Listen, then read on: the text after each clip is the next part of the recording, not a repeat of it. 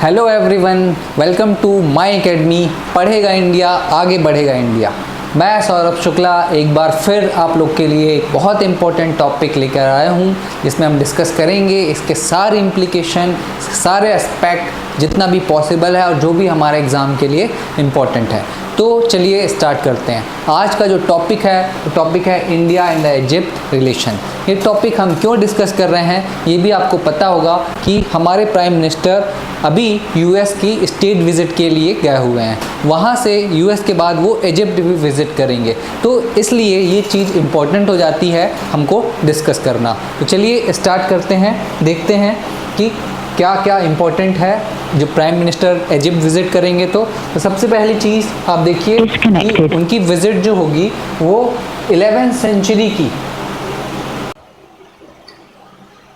1 second दोस्तों,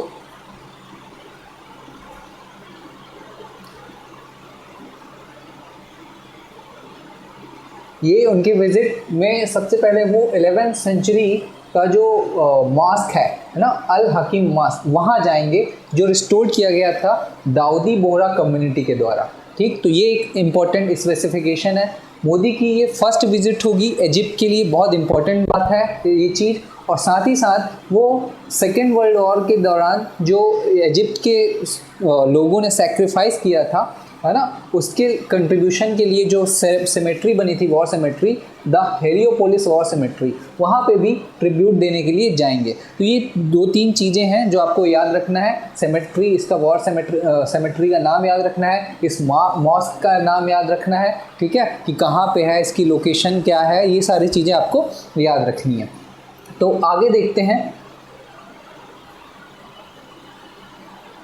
ये map देखिए इजिप्ट का मैप आप देखेंगे तो बहुत सारी चीज़ क्लियर होगी कि इजिप्ट का हम डिस्कस क्यों कर रहे हैं, इजिप्ट के बारे में डिस्कस क्यों कर रहे हैं। एक और फैक्ट आपको पता होगा कि हमारी जो 26 जनवरी रिपब्लिक डे की परेड होती है दिल्ली में, उसमें हर साल किसी फॉरेन डिग्निटरी को एज अ गेस्ट इनवाइट किया जाता है। तो इस साल हमने इजिप्ट के जो सुप्रीम है ना, मिस्टर सीसी एल-सीसी को, उनको बुलाया था और वो हमारे चीफ गेस्ट थे। तो यहीं से पता चलता है कि इजिप्ट पर इंडिया ज़्यादा फोकस कर रहा है, इंटरनेशनल रिलेशन में इजिप्ट को ज़्यादा इंपॉर्टेंस दिया जा रहा है। एक तो हमने चीफ गेस्ट बुलाया, अब साथ ही साथ जहाँ पे हमारे प्राइम मिनिस्टर स्टेट विजिट में जा रहे हैं यूएस की, जो अपने आप में एक बहुत बड़ी बात है, एक माइलस्टोन है। उसके बाद सेकेंड स्टेप वो इजिप्ट पे जा रहा है, उनके सेकेंड जो स्टेज है, तो इजिप्ट का सिग्निफिकेंस तो पता चलता है। तो सबसे पहले जब आप मैप देखेंगे तो मैप से आपको इजिप्ट की लोकेशन पता चलेगी।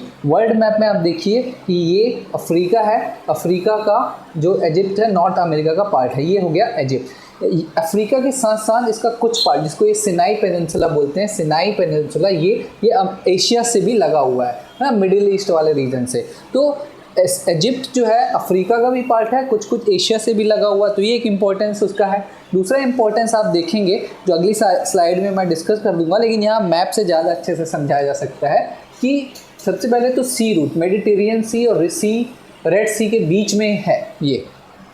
ठीक, तो ये भी एग्जाम पॉइंट ऑफ व्यू से बड़ा इंपॉर्टेंट है कि कौन कौन सा सी नॉर्थ में है, कौन सा साउथ में है इजिप्ट के। और सुएज कैनल, यहाँ से कैनल जाती है, इन दो सी को जोड़ते हुए कैनल जाती है, सुएज कैनल, राइट।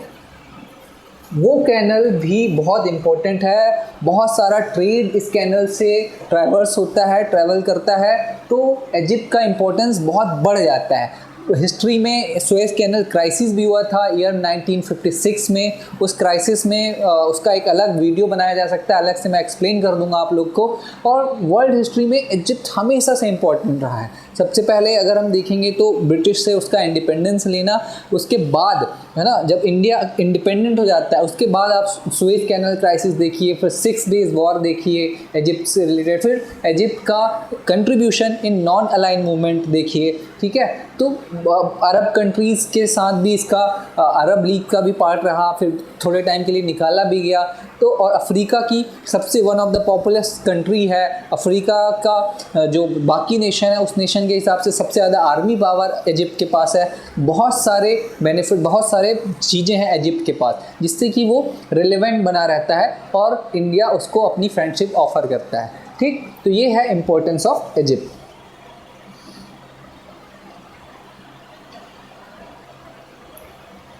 इसके फैक्चुअल चीज़ें इजिप्ट का जो है, इजिप्ट से रिलेटेड की इसका सुप्रीम कौन है, कैपिटल क्या है, कैपिटल तो कायरो है, और बाकी चीज़ें हैं थोड़ा सा वो आप लोग अपने लेवल पे एनालिसिस कर लीजिएगा, वो एग्ज़ाम में पूछी जा सकती है।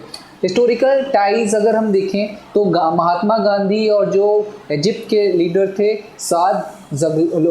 मिस्टर साद, उन दोनों ने जो है नॉन अलाइनमेंट मूवमेंट की तरीके से ही सिविल डिसोबीडियंट मूवमेंट की तरह जो सत्याग्रह वगैरह जो गांधी ने किया था और सिविल डिसोबीडियंट इजिप्ट के लीडर ने भी किया था, तो वो एक हिस्टोरिकल टाई है।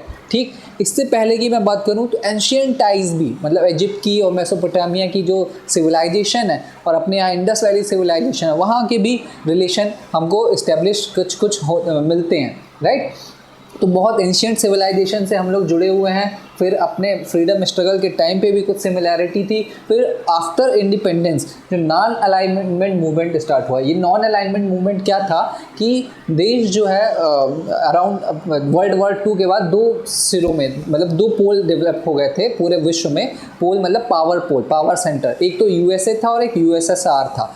ठीक है, यूएसए मतलब अमेरिका और यूएसएसआर समझ लीजिए, आप समझने के लिए समझ लीजिए रशिया। यूएसएसआर में बहुत सारे थे लेकिन रशिया और यूएसए, तो इन दोनों के बीच में कोल्ड वॉर भी चला। और साथ ही साथ बाकी ये दोनों देश चाहते थे कि बाकी हमारे आइडियोलॉजी के साथ अलाइन हो जाए, है ना। यूएसए चाहता था कि हमारी आइडियोलॉजी के पार्ट हो जाए, यूएसएसआर चाहता था कि बाकी देश छोटे मोटे जो अभी हुए हैं वो हमारी आइडियोलॉजी के पार्ट हो जाएं। लेकिन हमारी कंट्री जो जवाहरलाल नेहरू और 3 लोग थे जो जिन्होंने नॉन अलाइनमेंट फॉर्म किया था, उन्होंने बोला नहीं, हम किसी के साथ नहीं जाएंगे, हम नॉन अलाइन रहेंगे।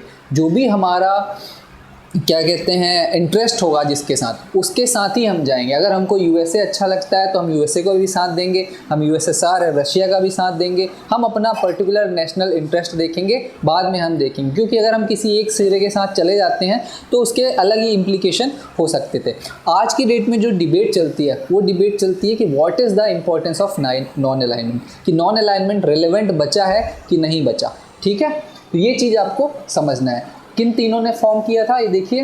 1955 में इजिप्ट में ही हुआ था। एक तो इजिप्ट के जो लीडर थे गमल अब्देल नासिर, इंडिया में जवाहरलाल नेहरू, और यूगोस्लोवाकिया के प्रेसिडेंट जो थे जोसेफ ब्रोज टिटो। तो ये तीनों जो इनको दिया जाता है सारा श्रेय कंट्रीब्यूशन की नॉन अलाइनमेंट मूवमेंट इन्होंने स्टार्ट किया था। तो ये हिस्टोरिकल सिग्निफिकेंस हो गया इंडिया एंड इजिप्ट रिलेशनशिप का। ठीक,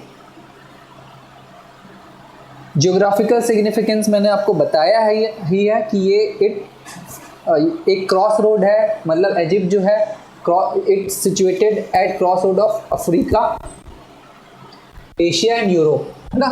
अगर आप देखेंगे तो ये हो गया एशिया वाला पार्ट, ये तो अफ्रीका वाला पार्ट हो गया, और यहाँ से इधर से मेडिटेरियन सी से यूरोप भी जाया जाता है। तो यहीं पे इसका इंपॉर्टेंस हो जाता है ना, एक जंक्शन है, कहीं से भी कोई भी चीज़ जाएगा, कुछ भी होगा तो इजिप्ट का इंपॉर्टेंट रोल होता है। अगर मान लीजिए इजिप्ट ने कल को फॉर एग्जांपल सुएज कैनाल ही बंद कर दिया, है ना, जो कि बड़ा पॉसिबल चीज़ नहीं है, लेकिन अगर कर दिया तो कितना मुश्किल हो जाएगा। तो ये एक सिग्निफिकेंस बताता है। साथ ही its diplomatic presence in the Arab world and Africa along with having the largest standing army in Africa, मैंने बताया था आपको। और डिप्लोमेटिक प्रेजेंस की अरब कंट्रीज़ से भी जुड़ा हुआ है। ठीक है, इजराइल से डायरेक्ट इसका बाउंड्री वगैरह लगी हुई है। ठीक है, तो वो एक सिग्निफिकेंस हो जाता है कि भाई अगर उस एरिया में पीस इस्टेब्लिश करना है तो इजिप्ट का रोल इम्पॉर्टेंट रहेगा। जैसे अगर हम इंडिया और पाकिस्तान की बात करें तो पाकिस्तान में पीस चाहिए तो देखिए चाइना कैसे इंटरफेयर करता रहता है। ठीक है, चाइना का रोल इम्पॉर्टेंट होता है, इंडिया का रोल इम्पॉर्टेंट होता है। वैसे ही इस एरिया में पीस वगैरह के लिए इजिप्ट का इम्पोर्टेंस है ना। और it makes a pivotal player of for India as the country tries to increase its footprint in West Asia and Africa. तो इंडिया जो है वो चाहती है कि भाई हम अपना फुटप्रिंट अफ्रीका और वेस्ट एशिया में फुटप्रिंट इस्टेब्लिश करने का मतलब ट्रेड बढ़ाएं, पीपल टू पीपल कांटेक्ट बढ़ाएं। ठीक है, कुछ हमको बेनिफिट हो, हमको वहाँ के लिए कुछ अपने यहाँ भी एम्प्लॉयमेंट जनरेट कर सकें, एक्सपोर्ट करें, तो उसके लिए इजिप्ट के रास्ते ही जाना पड़ेगा, इजिप्ट से रिलेशन अच्छे रखने पड़ेंगे। तो ये इजिप्ट का एक इम्पोर्टेंस है इंडिया के लिए। ठीक, डिप्लोमेटिक रिलेशन इंडिया और इजिप्ट के बीच, तो आप देखेंगे कि बहुत ट्रेडिशनली हमारा इम्पोर्टेंट ट्रेडिंग पार्टनर रहा है, ठीक है। हमने बायलैटरल ट्रेड एग्रीमेंट भी किया है 1978 से, ठीक है। और हमेशा से लास्ट 10 ईयर में आप देखोगे तो ट्रेड इंक्रीज़ ही हुआ है, ठीक। ट्रेड मेनली किस चीज़ का करता है, इजिप्ट में हम लोग, इजिप्ट के पास जो है एक ऑयल का रिसोर्स भी है। अभी इंडिया जो oil, most of the oil import करता है अरब कंट्रीज से, है ना, अरब वर्ल्ड से, सऊदी अरेबिया हो गया और जो दूसरी कंट्रीज़ हो गई। लेकिन कुछ रिसोर्स किसके पास है, इजिप्ट के पास है। तो हमारा जो इम्पोर्ट डाइवर्सिफिकेशन के लिए भी काम आएगा, ठीक। तो हम तो वहाँ से इंपोर्ट करते हैं, साथ ही लेंटिल्स वगैरह हम एक्सपोर्ट करते हैं, वीट अभी हमने एक्सपोर्ट किया था, वो भी करते रहते हैं। चाहे इजिप्ट से रॉ कॉटन आता रहता है, तो इन सब चीज़ों का ट्रेड होता है,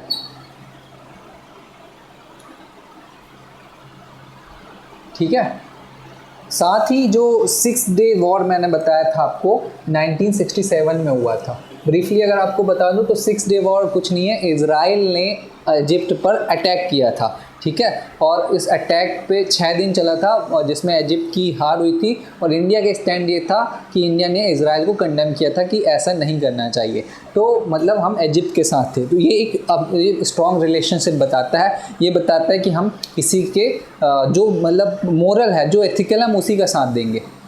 India and Egypt also celebrating 75 year of establishment of their diplomatic relation, ठीक है। तो जैसे ही 75 आया, 50, 75, 100 कोई भी रिलेशनशिप का किसी भी एनिवर्सरी वगैरह, तो वो चीज़ हमेशा एग्ज़ाम के लिए इंपॉर्टेंट हो जाती है। और ये इंपॉर्टेंस हम देख भी रहे हैं। 26 जनवरी को प्रेसिडेंट का, इजिप्ट के प्रेसिडेंट का चीफ गेस्ट बन के आना, इंडिया का जो अपने प्राइम मिनिस्टर है उनकी फर्स्ट एवर विजिट होना, है ना, ये सब इम्पोर्टेंस बताती है। फिर आप देखिए रिसेंट कोलैबोरेशन देखिए, तो सबसे बड़ा कोलैबोरेशन तो कोविड में हुआ है। कोविड में इजिप्ट ने बहुत सारा मेडिकल सप्लाई और एंटीवायरल जो रेमडेसिविर इंजेक्शन था, आप लोग को सबको याद होगा, एक बड़ी बिटर मेमोरी हम सभी के दिमाग में होगी कि इस इंजेक्शन के लिए कितनी भागदौड़ मची हुई थी। तो इजिप्ट ने हेल्प की थी, ज़रूरत में, बोलते हैं ना, friend in need is a friend in deed, right. तो जो हमारे ज़रूरत में हेल्प आए वही असली फ्रेंड होता है। तो Egypt is one of the friend. और साथ ही साथ उसके एक्सचेंज में, मतलब एक्सचेंज में नहीं, हम वैसे भी करते, लेकिन जब रशिया और यूक्रेन वॉर होने लग गया तो यूक्रेन बहुत बड़ा वीट सप्लायर है, बहुत सारी जगहों को वीट सप्लाई करता था, लेकिन वॉर के कारण उसकी कंडीशन ख़राब हो गई। तो उस कंडीशन को देखते हुए इंडिया ने वीट एक्सपोर्ट किया इजिप्ट को, ठीक है। तो ये एक प्रॉब्लम, उनकी जो खाने की मुश्किल थी उसको दूर किया। तो वीट शॉर्टेज थी जिसको इंडिया ने पूरी की, है ना। तो ये दो चीज़ है, रिसेंट कोलैबोरेशन का एग्जांपल है। नेक्स्ट आप देखिए इकोनॉमिक रिलेशन। तो इकोनॉमिक रिलेशन में एक एस्पेक्ट तो है कि we want to increase our trade. Right now our trade quantity is around 7.26 billion, ठीक है, which is highest ever, and the target is around to reach 12 billion dollar के terms में है। तो ये है एस्पेक्ट कि भाई धीरे धीरे एक्सपोर्ट बढ़े, ट्रेड बढ़े। साथ ही साथ मैंने आपको ऑयल का बताया कि ऑयल डाइवर्सिफिकेशन हो, हम बाकी जगह से भी ऑयल ख़रीदना चालू करें, जिससे कि अरब वर्ल्ड हमारे ऊपर अनड्यू प्रेशर ना क्रिएट कर सके, ठीक। एक्सपोर्ट्स इंक्रीज हो, इकोनॉमिक रिलेशन का ये इंपॉर्टेंट है। साथ ही साथ एक चीज़ मैं आपको बताऊं जो इसमें मेंशन नहीं है, वो ये है कि इंडिया है इजिप्ट का यूज़ कर सकता है, इजिप्ट को एज अ डेस्टिनेशन ट्रीट कर सकता है, जहाँ पे वो कुछ चीज़ें मैन्युफैक्चर कर सकता है और वो चीज़ें बाकी अफ्रीकन नेशन में वो सेल कर सकता है। तो बहुत सारा कॉस्ट बच जाएगा। जैसे कि डेस्टिनेशन होते हैं ना, अभी बहुत सारे लोग इंडिया के टैक्सेशन वगैरह से बचने के लिए सिंगापुर में, मलेशिया में अपनी कंपनी इस्टेब्लिश कर लेते हैं, ठीक। टैक्स हेवन्स होते हैं ना, पनामा पेपर वगैरह आपने सुना, स्विट्ज़रलैंड है जहाँ पे इंडिया के लोग टैक्स से बचने के लिए अपनी मनी पार्क कर देते हैं। तो ऐसे ही इजिप्ट भी एक डेस्टिनेशन यूज़ किया जा सकता है फॉर आवर म्यूचुअल बेनिफिट, कि वहाँ पे हम जाके इन्वेस्टमेंट करें, वहाँ पे प्रोडक्शन करें। जैसे कि एप्पल का आईफोन होता है, तो एप्पल आईफोन वगैरह फैक्ट्री इंडिया में लगी होती है तो कंपनी वहाँ की, लेकिन इंडिया में उसका असेंबल वगैरह होता है ना, तो कॉस्ट उससे बच जाता है। तो ये चीज़ हम इजिप्ट में कर सकते हैं, ये बहुत बड़ा इंपॉर्टेंट बेनिफिट है, ठीक। फिर आप देखेंगे कि हम दोनों का जॉइंट एफर्ट्स है, किसमें, एक तो increasing investment in country, major infrastructure projects में, है ना, कि वहाँ के इंफ्रास्ट्रक्चर प्रोजेक्ट्स में हम इन्वेस्ट करें, जैसे हमने अफ़गानिस्तान में किया था, पार्लियामेंट बिल्डिंग बनवाई थी, ठीक। सुएज़ कैनाल जो है उसको बहुत इंपॉर्टेंट है, सुएज़ कैनाल, है ना। तीसरा है कि Egypt is also keen to push for more tourism from India, है ना, कि ज़्यादा से ज़्यादा टूरिज़्म आए इजिप्ट में, जिससे कि इजिप्ट की इकोनॉमी को फ़ायदा हो। तो ये भी इजिप्ट चाहता है ना, जिससे मोर फॉरेक्स इनफ्लो हो सके। ये जॉइंट एफर्ट्स है, साथ में एक चाइना भी फैक्टर है। चाइना आप आज की हर कंट्रीज़ में, अब वर्ल्ड की सारी कंट्रीज़ में अपने पाँव, अपने फुटप्रिंट जमा चुका है, या कहीं नहीं है तो वो घुसने की कोशिश कर रहा है। तो ऐसे इजिप्ट में भी है, ठीक है। तो चाइना को काउंटर करना, एक हम चाइना का अल्टरनेटिव बनना, और हम जो अल्टरनेटिव बनेंगे वो एक ट्रस्टवर्दी ऑनेस्ट अल्टरनेटिव हो सकता है। अगर हम इंडियंस वहाँ पे प्रेजेंट है तो इसका मतलब ये है कि इजिप्ट को फ़ायदा होगा, ये हम आसानी से इंश्योर कर सकते हैं, ठीक। डिफेंस एंड सिक्योरिटी कोऑपरेशन बहुत बड़ा, किसी भी इंटरनेशनल रिलेशन में एक बहुत बड़ा सेगमेंट होता है, एक बहुत बड़ा वर्टिकल होता है डिफेंस कोऑपरेशन। कभी भी आप दो देशों का रिलेशन पढ़ेंगे तो डिफेंस, ट्रेड और इकोनॉमिक के साथ डिफेंस जरूर आता है। तो इंडिया के लिए इजिप्ट अपॉर्चुनिटी साबित हो सकती है। जैसे अगर आपने मेरा कल लेक्चर देखा होगा, कल सेशन देखा होगा, उसमें मैंने आपको बताया था कि यूएसए में जो है, यूएसए इंडिया को एक अपॉर्चुनिटी की तरह देखता है, जिससे कि इंडिया वहाँ से आर्म्स इंपोर्ट करने लगे, ठीक है। अभी 45% इंडिया रशिया से करता है और यूएसए से ओनली 11% इंपोर्ट करता है आर्म्स। तो सेम वे हम जो प्रोडक्शन करते हैं, हमारे जो यूनिट, जो भी लेवल का प्रोडक्शन है, वो हम किसको, इजिप्ट को सेल कर सकते हैं। जैसे कि हम अपनी लाइट कॉम्बैक्ट, है ना, तेजस सेल कर सकते हैं, मिसाइल लाइक आकाश कर सकते हैं, स्मार्ट एंटी एयरफील्ड वेपन्स, राडार्स, ये सारी चीज़ें हम सेल कर सकते हैं। तो एक बहुत बड़ी अपॉर्चुनिटी हो सकती है। क्या पता हम आगे आगे हम भी एक बड़े डिफेंस मैन्युफैक्चरर बन जाए। डिस्टेंस ड्रीम है लेकिन पॉसिबल है, ठीक है।